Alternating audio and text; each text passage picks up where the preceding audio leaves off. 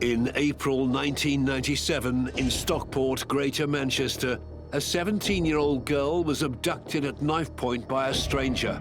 She was held hostage for over 11 hours. I started to beg him. I didn't show any emotion before, and I was pleading with him not to hurt me. Unbeknown to his victim, hours before her abduction, the stranger had brutally murdered another innocent woman in a gruesome act of violence. I've never, ever experienced something as horrific as the circumstances surrounding that case. The mysterious killer was 27-year-old Nicholas Burton, who did everything he could to prevent being brought to justice. You've still got no sense of any motive, no reason why has this happened. Psychiatrists agreed that Burton was one of the most unstable people they'd ever assessed. This is something that is part of who this man is, and he's going to continue to be a danger. Nicholas Burton had been exposed as one of the world's most evil killers.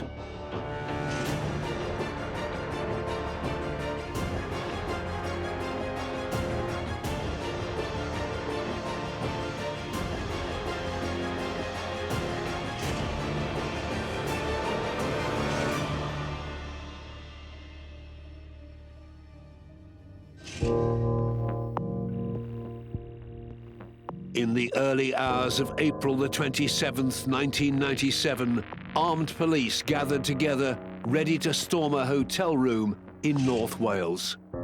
They were trying to locate a dangerous predator who'd abducted a 17-year-old girl at knife point. When North Wales police went to arrest Burton, it was for the abduction of Debbie. It was only when they got there and found his room that they realised they were actually arresting a murderer.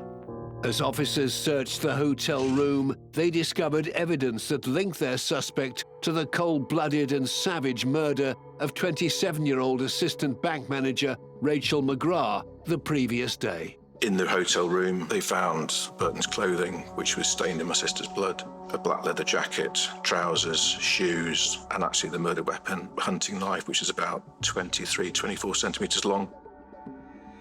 This killer's story begins on the edge of the Peak District in the northwest of England. Nicholas Burton was born on the 5th of February, 1970. He was born and bred in Derbyshire, in New Mills, that sort of area. There's a little tiny part of it called Newtown. His parents were lovely. He was described by his mother at the time as happy-go-lucky. Nicholas Burton appeared to have quite a normal childhood, and in his early adulthood, he was a full-time worker in a factory where his father had been for 30 years. He'd been educated well. He'd got a steady job, and everything was all going well. As an adult, Burton began a relationship with a woman who was a singer. She claimed he was a fairly normal guy when they were together. He was okay, Mr. Joe Public, average sort of person, really. The relationship fell apart when his girlfriend got a singing job in another part of the country and moved away. He seemed to take that really badly, that he couldn't deal with that rejection, and he seemed at that point then to spiral, and things changed quite dramatically. Nicholas Burton started experimenting with alcohol and drugs. It started off with the usual cannabis and built up very quickly to LSD, acid. When the substance abuse was gathering pace, he just seemed to go to a downward spiral, that he was worse and worse. The harder substances were having an effect on Burton, and the change in his behaviour was apparent to those around him. And at one point, his mum in particular was worried that he'd overstepped the mark with his mental health, and she became concerned. One day she came back from work and she discovered in the bathroom was a lot of towels that were covered in blood, and he'd locked himself away in the bedroom. She thought it was very strange, and she suspected, and even though this has never been confirmed, that he'd castrated himself. that kind of mutilation suggests some kind of self-hatred directed very, very specifically at a certain part of the self, which might include his sexuality and masculinity. What amazes me is that he's gone from the very low level, just the average Joe public, and escalated very, very quickly into a monster and the way he was. In 1997, 27-year-old Burton was still living in New Mills, Derbyshire.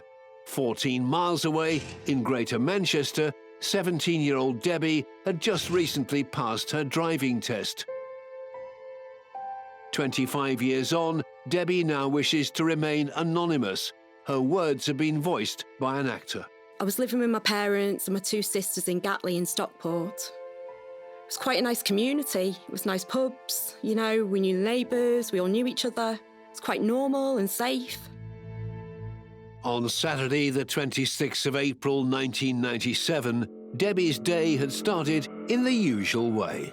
She was en route that particular morning, on the Saturday morning, to go to a part-time job. Debbie stopped at her local convenience store on her way to work to get some crisps and a drink. She parked her car directly outside the shop. I was literally around the corner from my house. On the way to the shop, I noticed a man walking the opposite way, but I didn't think anything of it. When Debbie came back out of the shop, she noticed the same man had doubled back and was lingering nearby. I remember thinking, I've just seen you walk past. Why are you here? What do you want? And as she went back to her vehicle, he jumped out on her and threatened her with a knife. And he just approached me with a knife. And he said, can you get in your car and give me all your money, please? I was trapped. There's nowhere to run. If I could run, he'd run after me, and I felt I wanted to scream. I did as I was told and got in the driver's seat, and he climbed at the back of me and climbed into the passenger seat. So he's sitting next to me with a knife to my thigh while I was driving. Well, the poor girl, is obviously terrified out of her wits. He's still threatening her with a knife and orders her to drive, not round the block, but a long way. The knife-wielding carjacker ordered Debbie to drive him to Wales, claiming he'd never been there before and wanted to go. Debbie had only recently passed her driving test and was fairly new to the roads. I'm trying to concentrate not to crash the car. I've never been on a motorway. There's nothing I could do. People are driving past me and I'm trying to get their attention. How can you get their attention? They're too fast. He'll see my reaction. I'm trapped. There's nothing I can do. I can't do anything. Debbie was terrified. The 17-year-old was being held hostage in her own vehicle by a complete stranger, with no way of escape. As they headed into the remote countryside of Wales, the petrified teenager had no idea what the deadly stranger had planned for her. But one thing was for sure, Debbie's life was in grave danger. On the way to Wales, I was doing about 60 on the inside lane, and I was running out of petrol. So I said, we need to get petrol. He said, turn off here. There's a church, a dirt track. He ordered me to reverse near the graves. When I reversed in near the church, and then he told me to get out.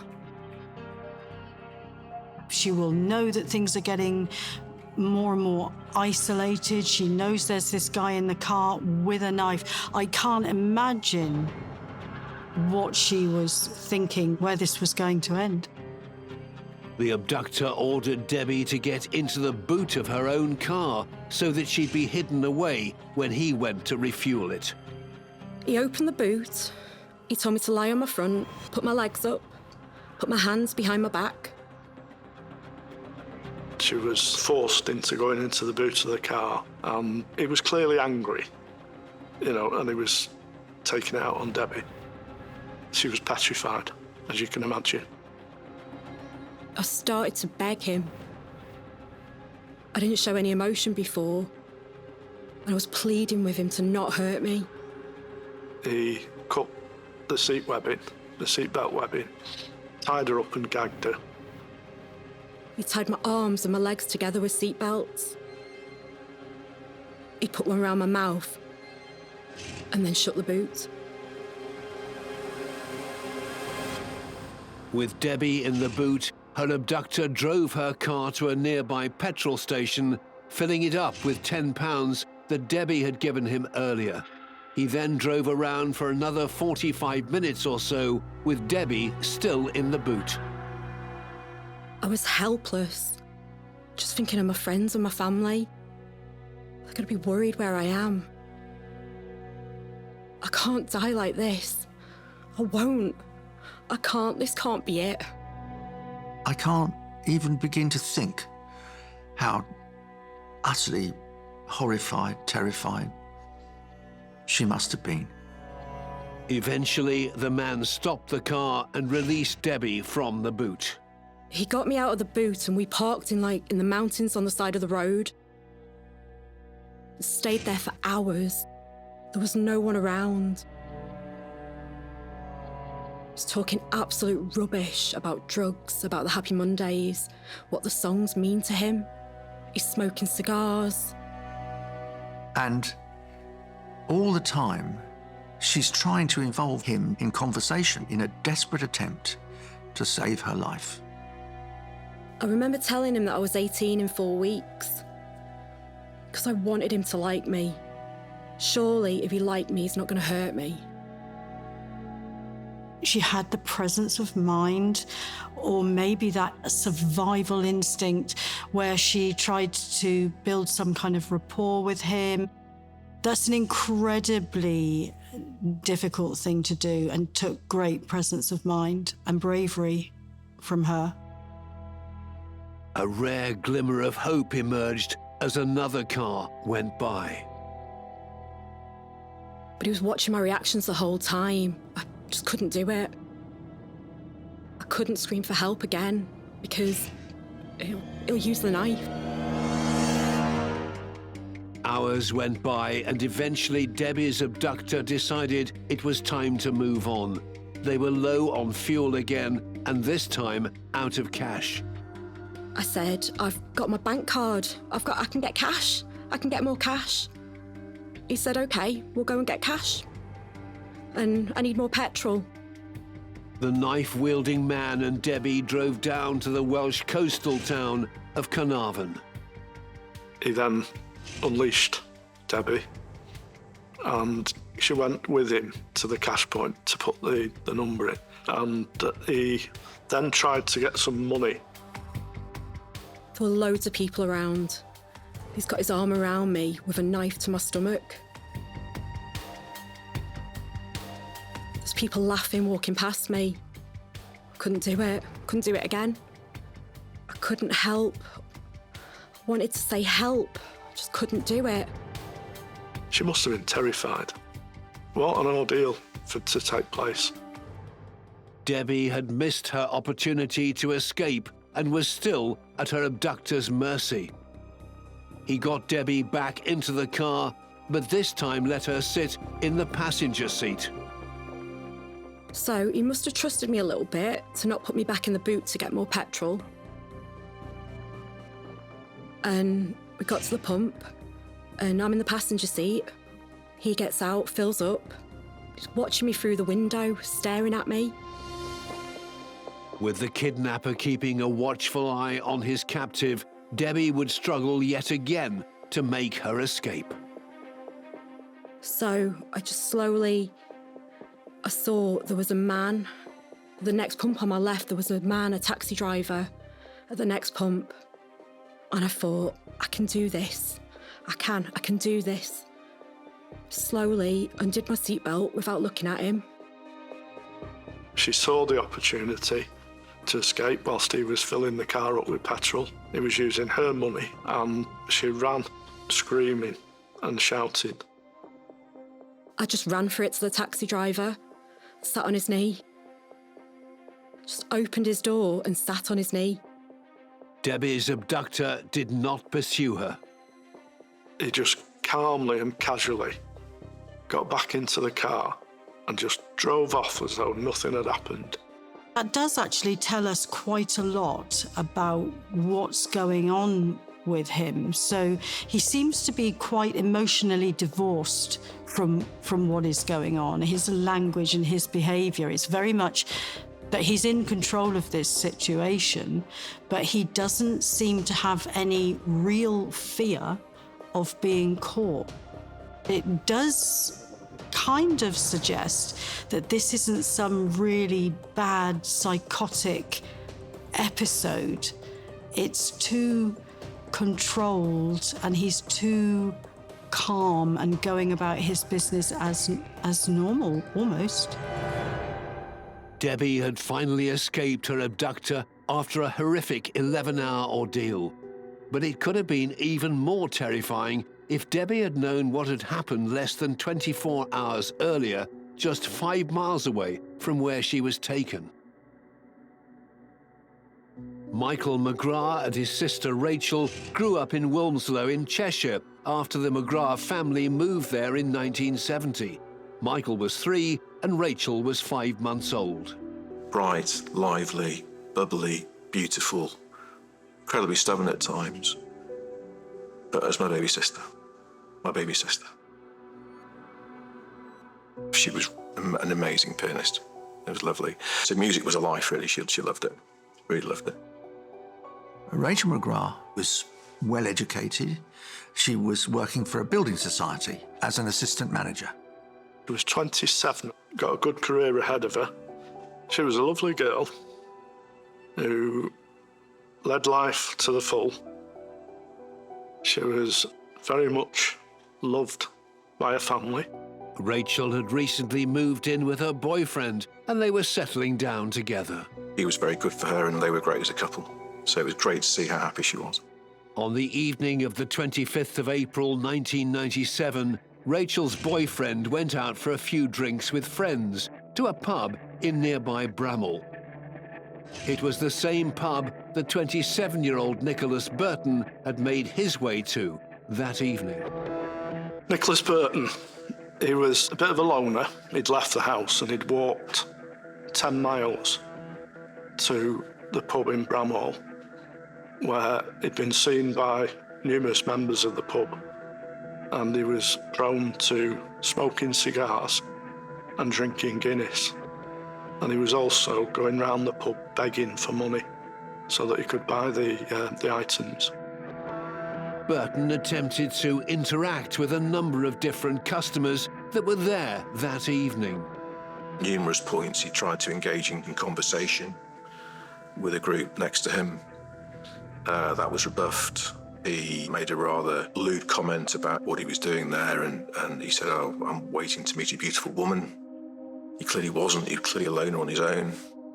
He seemed to be quite focused on a beautiful girl, and I just feel that maybe there were some strange thought processes going on then where he was definitely in the stages of planning some form of activity or action that was going to come later on.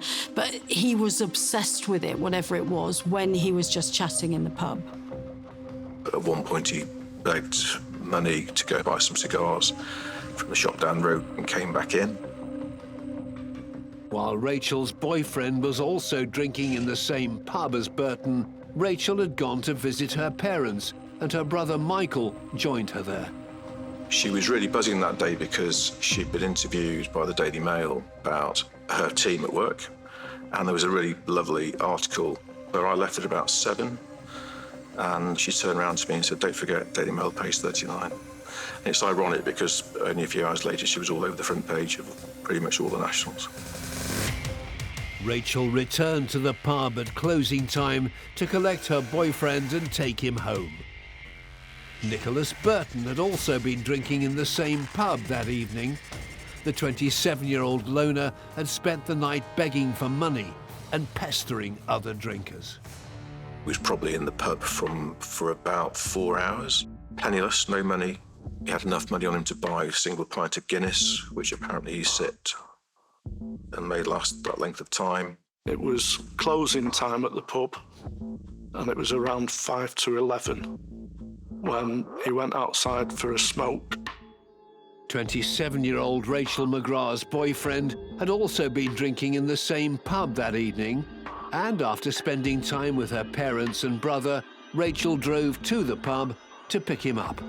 So she's waiting to collect him, pre-arranged meeting point by the rear door of the pub. Unbeknown to Rachel, she wasn't alone in the car park. She was being watched. He saw Rachel in the car, and he took the opportunity when he saw her there parked up. Doors unlocked in the passenger side, and he jumps in. She probably thought that was her boyfriend getting in.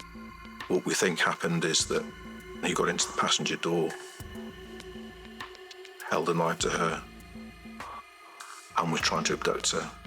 Instead of driving away as the man had wanted her to, Rachel decided to get out of the car and try to escape instead. She's no more than 30 feet, I would say, from the rear door of the pub. Goes out to the driver's door and trying to rush round to the pub entrance at the rear. And it's pretty clear that he goes around the other way and catches her at the rear of the car. He's chased her and caught her virtually against the wall, and she's had no chance. Unfortunately, at that time, the pub was packed, but outside, everybody's having last orders, so we had no witnesses to what took place in the next period of time. As Rachel tried to escape, the man chasing her pulled out a hunting knife that he'd been concealing and used it to stop her getting away. Then he grabs her from behind. To incapacitate her, brings his knife up through the back of her right leg, so it comes out to the front. A second major incapacitation wound through her ribcage on the right-hand side that punctures her right lung. The knifeman had brought defenseless Rachel to the ground with injuries that would have been agonizing for her. To stop Rachel from drawing attention to the attack from people nearby, the man then used the same knife he'd already horrifically wounded her with. To stop her screaming, with a sawing action, hacks through her throat, severing her vocal cords and a carotid artery on the right-hand side, and actually nicking the back of her spine, with a knife that we know is about 23 centimetres long. Doesn't get any worse than that. The only thing that he didn't do was rape her. But he made a real mess of her. A real mess of her. It doesn't get any worse. It would have been a slow death for over a few minutes. She was screaming, but there was nobody about to actually hear those screams. The cowardly knife man then fled the scene, leaving Rachel dying alone on the cold ground outside the pub. And that's horrible. You know, nobody should... Excuse me. Nobody deserves that. And it showed you what a monster he was. As revellers left the pub at closing time, Rachel's body was discovered. By then, it was too late to save her. Police quickly arrived at the crime scene. The night detective, who was a DC, he absolutely did a fantastic job in sealing the pub off so that nobody left. And we managed to get a brief chat before they were released from the pub. Detective Sergeant Paul Moores from Greater Manchester Police remembers arriving at the chilling scene. It's probably one of the worst set of injuries that I've ever witnessed in the whole of my career as a detective. I was on the major incident team, which covered all murders in Manchester for the last 7 years of my service. This was incredibly brutal. This was a young woman on her own in what should have been a relatively safe area, and a completely random but targeted attack. I can see why that is shocking and deeply upsetting. The victim had been waiting to collect her boyfriend to take him home, and this attack seemed to be entirely unprovoked. We didn't have a clue as regards what the motive was and what the potential was of the particular offender. We still didn't know anything about him. Nobody had seen the attack, and there was no CCTV to provide vital clues as to who had done this. Identifying the mystery killer wouldn't be a quick task. Any forensic evidence at the scene wouldn't have been found until later. We all agreed that we'd got nothing at that stage, no evidence, and we needed a breakthrough. While Detective Sergeant Moores took charge of the crime scene, other police officers had to break the devastating news about Rachel to her family. We were awoken. I remember looking at the clock next to the bed. It was 2:45 a.m. We got a knock at the door, and immediately you're thinking, hang on a second, that's not good news. So I opened the door, and my parents were there with 2 policemen. So my mother was in tears, clearly, and my father was ashen-faced, and the police basically said, Michael, we need you to come with us now, please. So I got dressed and got to my parents' house about 3, and then they sat us down and said, your sister's been killed. The family were unaware at that point of just how horrific the circumstances surrounding Rachel's death were. My brain's going into overtime. You don't really know how to take that in. You're still trying to digest all that. My mother at that time was really struggling. She was not reacting very well to what had happened. We had to call the doctor to her to give her some sedatives. By the morning, news of the murder had sent shockwaves through the local community and attracted national press. So we got back to the house in Wilmslow, and then there's just a media scrum developing. We had, say, reporters outside the house that morning wanting to speak to my parents. I was keen to protect them. I managed to stop the newspapers arriving because the early pictures of in the newspapers had photographs of a tent where Rachel had been killed. Rachel had been murdered around 11 p.m. the night before. The mystery killer had fled the scene and left her dying. Rachel's family had been informed, but the police had no further updates for them. So the police sat down with us later that morning and said, we are starting from scratch with this. And at that stage, it's a murder. We don't understand what the motive is. We don't understand if there are any suspects. They're working way through the investigation. And it's clearly a manhunt. It's clearly a manhunt, but they've got nothing to go on. When the police had arrived at the scene and interviewed customers still in the pub, a few of them mentioned that there'd been a new face in there that evening, a man drinking Guinness and smoking cigars. And we managed to get the names and addresses of every single one of those people. The identity of the customer was unknown, but even then there was nothing to suggest this mysterious man had anything to do with the murder. As Sunday evening came around with no further leads, Detective Paul Moores received a phone call. When 17-year-old Debbie had escaped in Wales, the police from where she went missing in Greater Manchester were informed. And we put 2 and 2 together, and we didn't know at that stage that it was definitively linked. And I was briefed that I was going to go to North Wales, to Carnarvon, where Debbie had managed to escape, and progress the inquiry from there. The police came, and I remember seeing Paul and thinking, I'm safe. I've got away, I've escaped. I was just in complete shock and relief that I got away. We wanted to see whether there was a link to the murder, and there clearly was, because I remember this vividly, as though it was yesterday. Debbie said to me that he'd talked about smoking cigars and that he drank Guinness. And when that clicked into place, and with the inquiries that had been done with the occupants of the pub the previous night. As the details started to fit together, police in the next town of Bangor had located Debbie's stolen car. North Wales police found Debbie's car abandoned, having been involved in a bit of a collision with a wall. So that activated even more inquiries. The police immediately contacted all of the nearby hotels, trying to find the wanted man. And a staff member at one of the hotels soon gave Detective Sergeant Moores the news he'd been waiting to hear. He was there.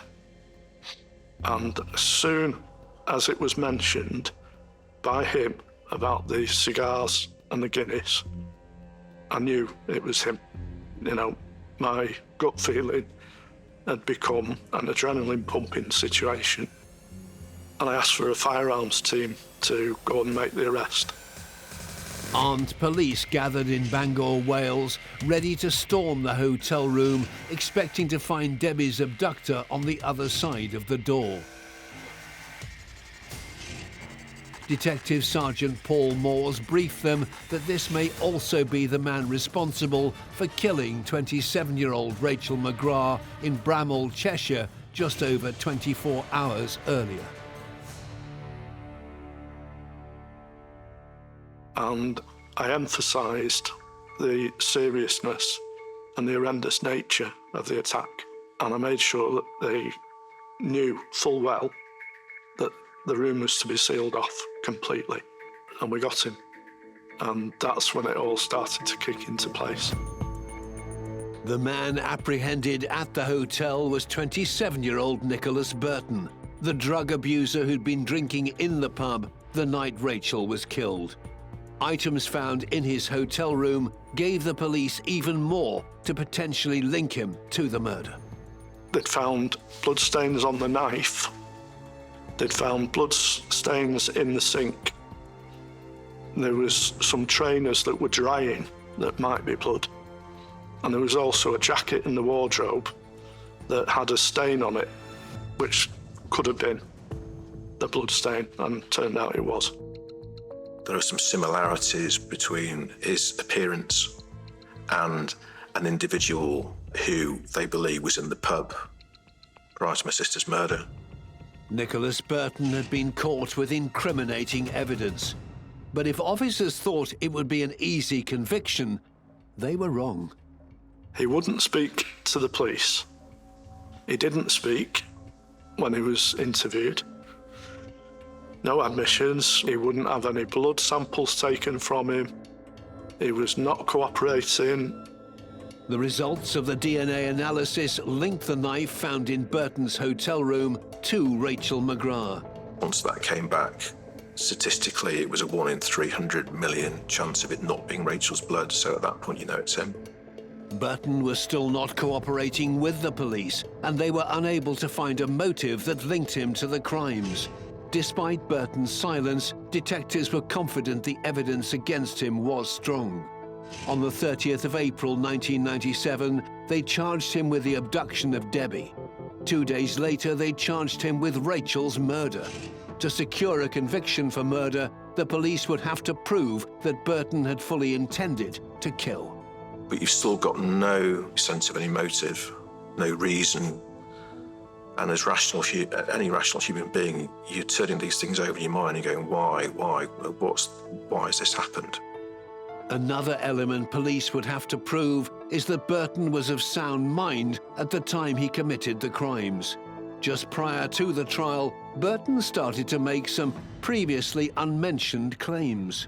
He said he thought he was God and that the voices were telling him to do these things. You know, again, it shows a lot of premeditation. There was no supporting evidence from the past, from his medical records, that he'd suffered from any kind of mental illness. I think that was just Burton cottoning on to an idea in an attempt to save his skin.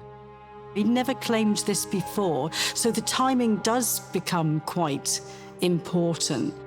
The trial started at Liverpool Crown Court on the 23rd of March 1998, and Burton carried on using the same excuses as to why he'd acted the way he did. He tried to plead not guilty on the grounds of diminished responsibility, and when that failed completely, he went down the lines of he was unfit through insanity. Burton's attempts to argue he wasn't in the right frame of mind when he killed Rachel and abducted Debbie were quickly quashed by the professionals. The prosecution called 2 psychiatrists who say there's absolutely no question of him being diminished responsibility. He knew exactly what he was doing.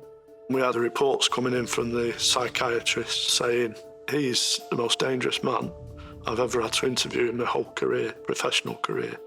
That's quite a chilling assessment to come from two separate professionals who both saw that level of danger in him. So I think what they were saying in that is this was not an isolated incident. This is something that is part of who this man is, and that maybe he's going to continue to be a danger.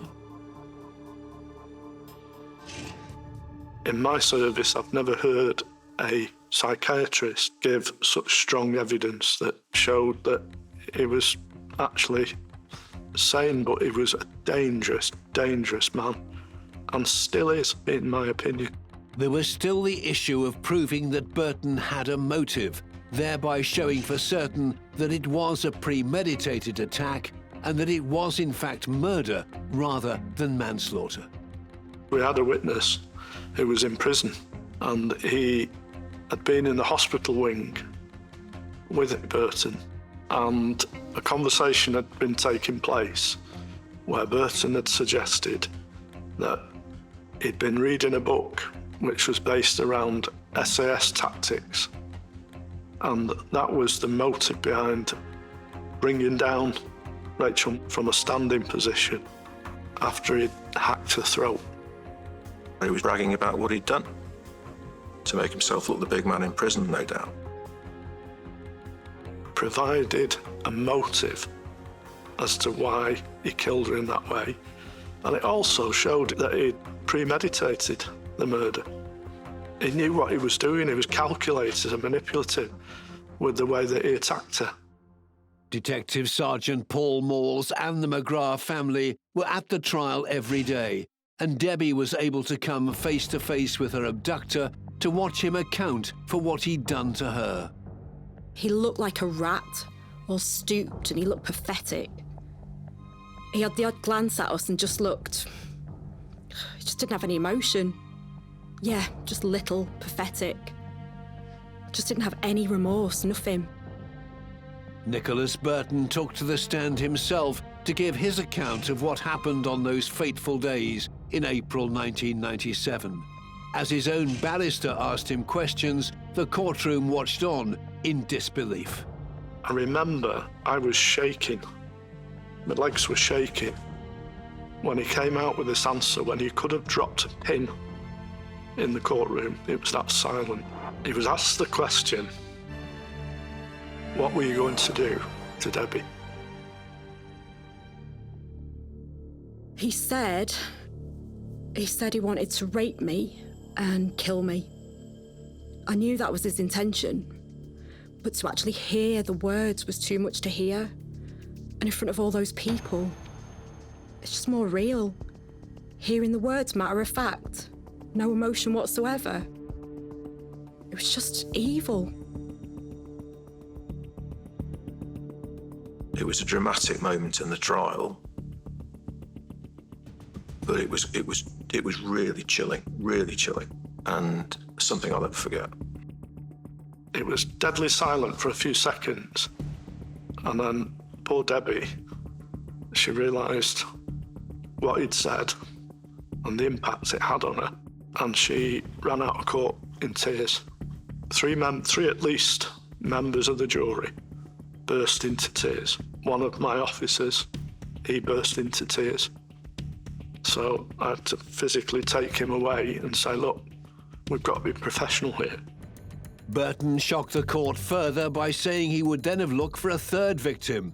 After a 2-week trial, the jury went out to deliberate whether Nicholas Burton was guilty or whether he didn't have the mental capacity to commit murder. There were 4 counts. The first was Rachel's murder. The second was the abduction of Debbie. The third one was the false imprisonment of Debbie. The fourth one was threats to kill her. It was guilty on all 4 counts, and it was unanimous. So all 12 members of that jury all believed he was guilty based on the evidence. Nicholas Burton received 3 life sentences for the murder of Rachel, the abduction of Debbie, and the false imprisonment of Debbie. The judge also handed Burton an additional 10 years for threats to kill Debbie. He ended by saying, "I shall recommend to the Home Secretary that you never released." The judge had reassured the court that Burton would never walk the streets again. 25 years later, and due to changes in the law that removed that power from the Home Secretary and passed it to parole boards, a shocking twist came about. So we received a phone call from our victim liaison officer on the 3rd of March 2021. They said to us that Burton was eligible for parole, potentially as soon as May that year. We heard the trial judge make it very clear that the recommendation to the Home Secretary was that Burton should never be released. There's got to be some mistake here, there's got to be some error. Debbie, now in her 40s, also received a phone call to tell her that Burton was up for parole. We left the court that day knowing he's never coming out, thinking that's it for life. So it's just complete shock. And something has gone wrong. If he gets parole and he's back out on the streets, no doubt in my mind, is a good chance that he could commit further offences and upset a lot of lives as a result again.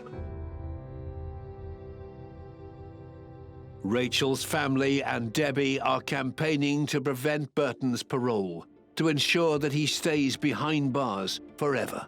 We just don't want people like this walking the streets again. He needs to be locked up for the rest of his life. The risk is too much, it's too high for him to be released. I don't think he's ever going to change. I think this is part of his personality rather than it being a temporary and contained psychotic episode, for example. The nature of Rachel's brutal murder impacted even seasoned police officers during the case.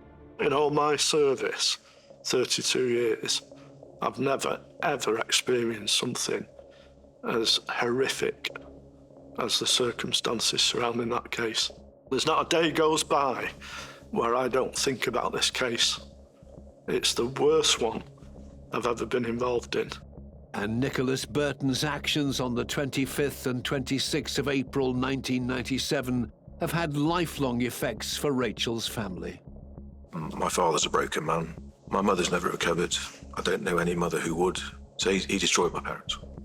He destroyed my parents. And for Debbie, she'll forever live with the trauma of what happened to her.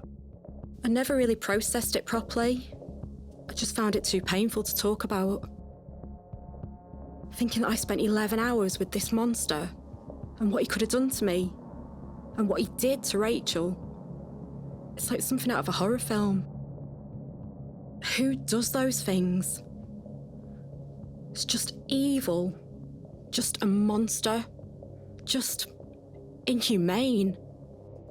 Nicholas Burton was a loner and a drug addict who went out with the intention to rape and murder innocent strangers. Psychiatrists agreed he was the most dangerous man they'd met, and the sentencing judge advised that he should never be allowed to walk the streets again.